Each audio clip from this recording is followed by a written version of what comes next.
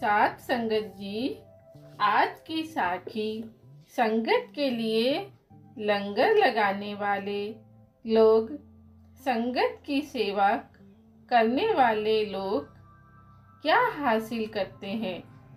सतगुरु नानक संगत की सेवा करने वालों को क्या कहते हैं।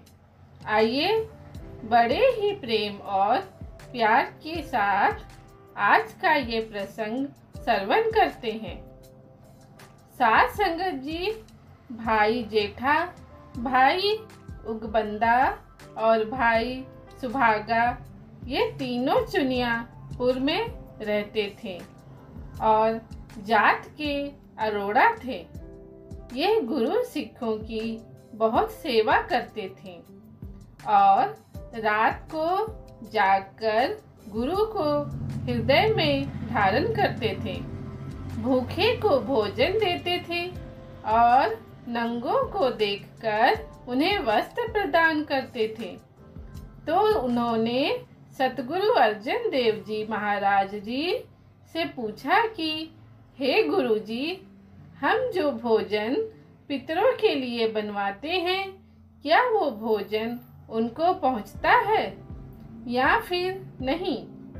तो उनके इस प्रश्न का जवाब देते हुए सतगुरु ने फरमाया था कि इसको लेकर सतगुरु नानक ने बानी में फरमाया है कि आगे जाकर वही मिलता है जिसने अपनी कमाई में से लोड़वंदों की सेवा की होती है।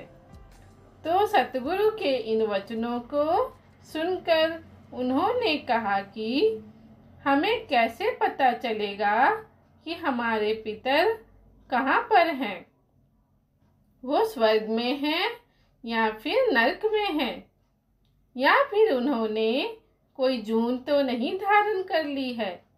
और सतगुरु ने कहा कि हिंदुओं में ये परंपरा है कि अपने मरे हुए पितरों को याद कर उनके लिए भोजन बनवाया, लंगर लगवाना और भोग लगाना, लेकिन सिख धर्म में इसके लिए मनाही है। लंगर लगाने का असल उद्देश्य मन में निम्रता धारण कर दूसरों की सेवा करना है। संगत में बैठकर लंगर खाने से मन निर्मल होता है, अहंकार का नाश होता है। 4 वानों के सारे पितर ब्राह्मणों में प्रवेश करते हैं और सिखों के जो पितर हैं वो उन्हीं में निवास करते हैं। सतगुरु नानक ने फरमाया है, पितर पी भपरे क्यों क्यों पावे, कौवा कूकर खाई। जिस तरह डोर के साथ बंधी हुई पतंग धरती की तरफ झूलती है, इस तरह पितरों की विधि बन आती है। तो साथ संगत जी, इस तरह वचन हुए भाई बेड़ा और भाई जेठा सेठी दोनों सतगुरु अर्जन देव जी महाराज जी के पास आए और सतगुरु जी से कहने लगे कि हे गुरु जी, हमें आपकी आज्ञा में रहते हैं, आपके वचनों की पालना करते हैं, सभी जरूरतमंदों की सेवा करते हैं, संगत की सेवा करते हैं, हमें अपनी आज्ञा मानने का बल बख्शे। और वो कहने लगे कि ब्राह्मण हुजता करते हैं और कहते हैं कि हम 5 प्रकार की हिंसा हर रोज करते हैं। उखली में चावल छोड़ते हैं, उसमें कूटने की हिंसा है। चक्की पीसते हैं, उसमें पीसने की हिंसा है। झाड़ू फेरते हैं, उसमें लपाई की हिंसा है। और चूल्हे में जो घी हम जलाते हैं वो हिंसा मानते हैं। और जल भी पाप का कारण बनता है। इस तरह हम 5 हिंसा भाव की पाप करते हैं।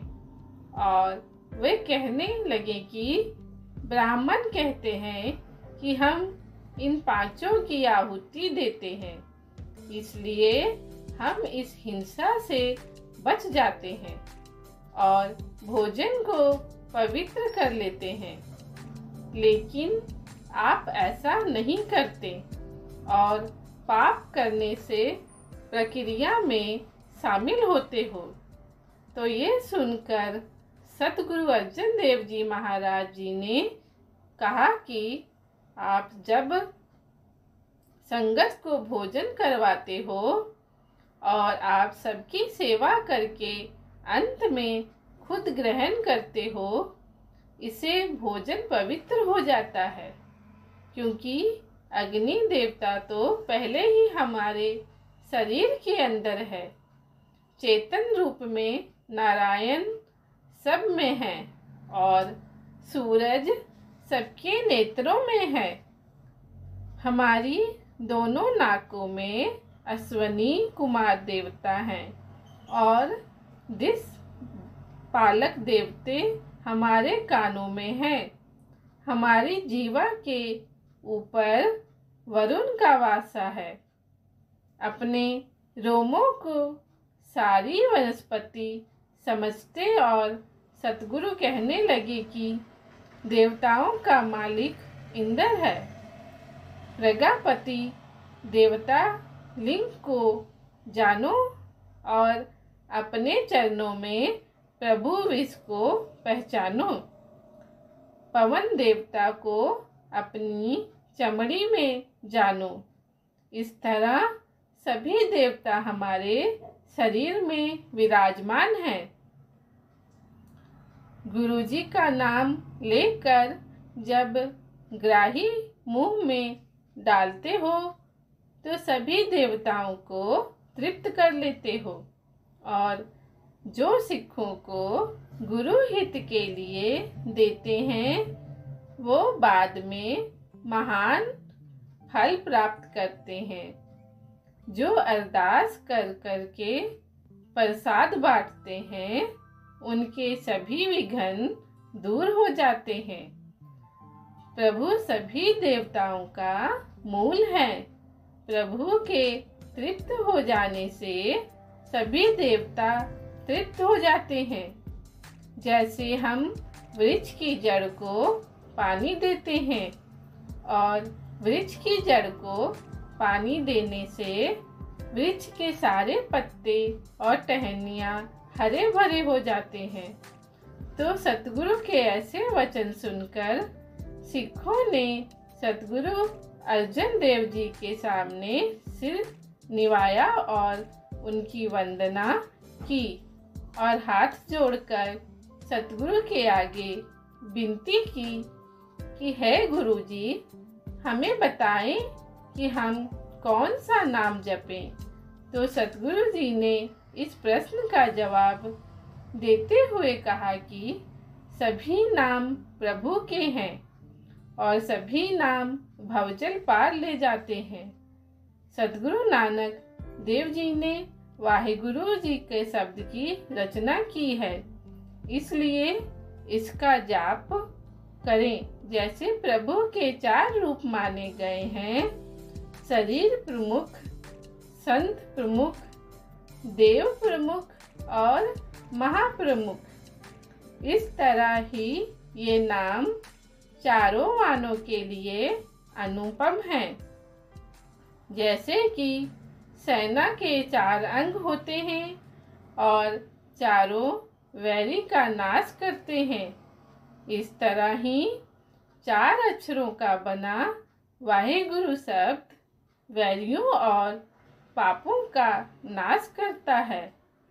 चारों वेदों के रिड़क कर ये सारे निकाला है और वाहिगुरु शब्द जहाज है और सिखों को तारने के लिए बना है। सिख इसकी महिमा जानकर इसका जाप करते हैं। उनके लिए कोई और कर्तव्य नहीं रहा है। जिसने वाहिगुरु नाम अपने हृदय में बसा लिया है, उसने समझो चारों पदार्थ अपनी तली में धर लिए हैं। भाव चार पदार्थ उसने पा लिए हैं। इसका कहाँ तक महात्मा बताया जाए। इसके सिमरन के साथ आत्मज्ञान प्राप्त हो जाता है। इसका सिमरन करने से उनके भाग जागे हैं। तो साध संगत जी, वहाँ पर एक सिख रविदास नाम गांव में रहता था।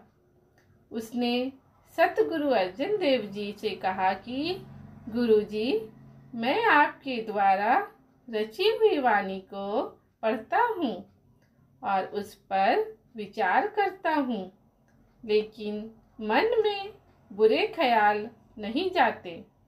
ये बुरी मत के पीछे पड़ता रहा है। मैं इसका क्या करूं?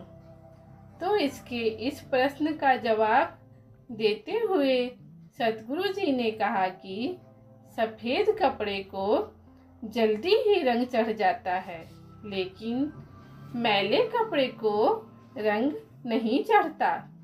लेकिन उसको धुलने से उसकी मैल उतर जाती है। उसके बाद अगर उसको रंगा जाए तो रंग जल्दी। तो ये सुनकर वो सिख बोला कि गुरुजी, सुखम मन को कैसे भूला जाए? मैं अनजान हूँ, कृपया कर मुझे बताएं। तो सतगुरु जी ने श्री गुरु नानक देव जी की वाणी का उच्चारण करते हुए कहा कि जपजी साहिब में फरमाया है, भरिए हथ पैर तन देह, पानी धोते उतरस खे, मूत पलीती कपड़ होए, देह साबुन लइये ओ धोए, भरिए मत पापा के संग, ओ धोपे नावे के रंग। जिसका अर्थ है कि अगर हाथ पैर मिट्टी से भर जाए, अगर गंदे हो जाए, तो उसको पानी से धुला जा सकता है और पानी से धोने से वो साफ हो जाते हैं। और अगर कोई कपड़ा पेशाब आदि में गंदा हो जाता है तो उसको साबुन आदि से धुलकर साफ कर लिया जाता है। परंतु अगर पाप करने से बुद्धि भ्रष्ट हो, अपवित्र हो जाए, तो उसको सिमरन और भक्ति के साथ ही पवित्र और स्वच्छ किया जा सकता है। शरीर और वस्त्र जो स्थूल है वो तो जल और साबुन से धुले जा सकते हैं। बुद्धि और पाप को सुखम जानो, ये मन को महान मलिन करते हैं। सतनाम ही सुखम है, जिसका सिमरन करने से सारी मैल धुल जाती है। जिसका जाप करने से प्रभु के प्रेम का रंग चढ़ जाता है और प्रभु जाप करने वाले को अपने आप में मिला लेता है। और सतगुरु कहने लगे कि श्रद्धा और धीरज को अपने हृदय में धारण करो और गुरुवाणी पढ़कर और विचार कर उस पर अमल करो और नाम का सिमरन करो, ताकि पापों की मैल दूर हो जाए। ऐसे धीरे धीरे आप गुरमत हासिल कर लोगे। लाखों जन्मों के पाप भजन करने से दूर हो जाते हैं। ये सुनकर सिखों ने मन में श्रद्धा धारण की और उनके मन में धीरज आया और प्रभु के नाम का सिमरन करने लगे। वो लिव जोड़कर वो शब्दों का गायन करते थे और एक मन होकर अर्थ सुनाते थे। विचार कर कर मन कोमल हो जाता था और प्रभु को हृदय में धारण कर रखते थे।